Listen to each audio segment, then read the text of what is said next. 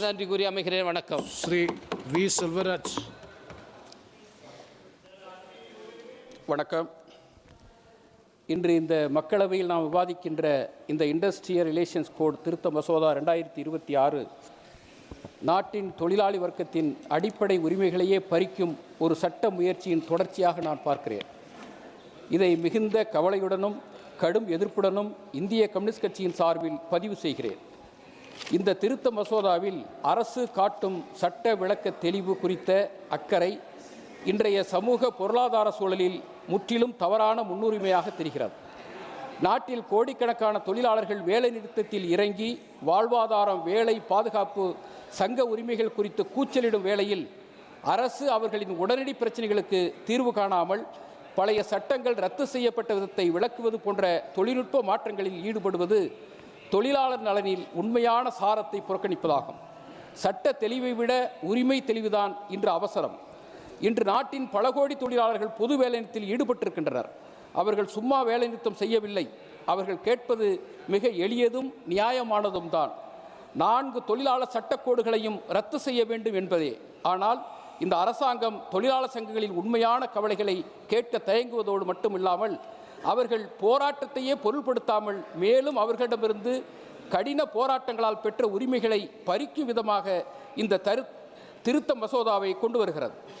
இந்த மசோதா தொழிலாளர்களின் வேலை நிறுத்த உரிமையை குறைக்கும், தொழிற்சங்கம் அமைக்கும் உரிமையை பலவீனப்படுத்தும், நிரந்தர வேலை வாய்ப்புகளை ஒழிக்கும், முதலாளிகளுக்கு அளவற்ற சுதந்திரம் வழங்கும்.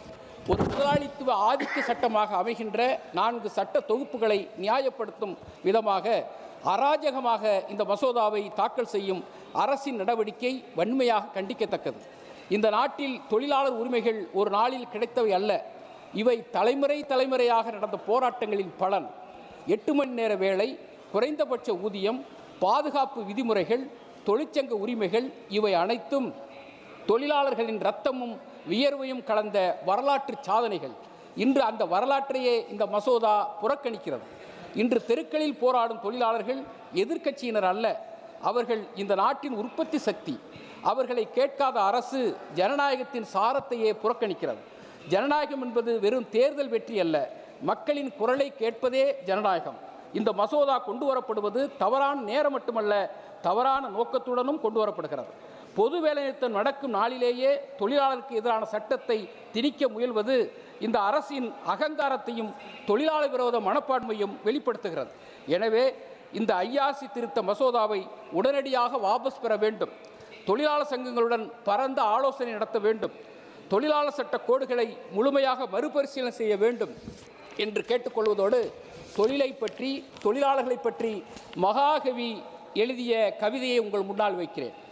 இரும்பை காய்ச்சி உருக்கிடுவீரே, எந்திரங்கள் வகுத்திடுவீரே, கரும்பை சாறு பிழிந்திடுவீரே, கடலில் மூழ்கி நான் முத்தெடுப்பீரே, அரும்பும் வேர்வை உதிர்த்து புவிமேல் 1000 தொழில் செய்திடுவீரே, பெரும் புகழ் நுமக்கே இசைக்கின்றேன், பிரமதேவன் களையிங்கி நீரே, மண்ணெடுத்து குடங்கள் செய்வீரே, மரத்தை வெட்டி மன செய்குவீரே, உண்ண காய்கனி தந்திடுவீரே, உழுது நன்செயர் பயிரிடுவீரே, எண்ணெய் பால் நெய் குணந்திடுவீரே, இழையை நாட்டு நல்லாடை செய்விடுவீரே, விண்ணினன்றவை வானவர் காப்பார், மேவி பார்மிசை காப்பவர் நீரே, பாட்டும் செய்யலும் கோத்திடுவீரே, பரதநாட்டிய கூத்திடுவீரே, காட்டும் வைய பொருள்களின் உண்மை கண்டு சாத்திரம் சேர்த்திடுவீரே, நாட்டிலே அறம் கூட்டி வைப்பீரே, நாடும் இன்பங்கள் ஊட்டி வைப்பீரே, தேட்டமின்றி விழியெதிர்காணும் தெய்வமாக விளங்குவீர் நீரே என்ற மகாகவி பாரதிக்கு எதிராக இந்த சட்ட திட்டத்தை கொண்டு வருகிறார்கள். இதை வன்மையாக எதிர்க்கிறேன். நன்றி, வணக்கம்.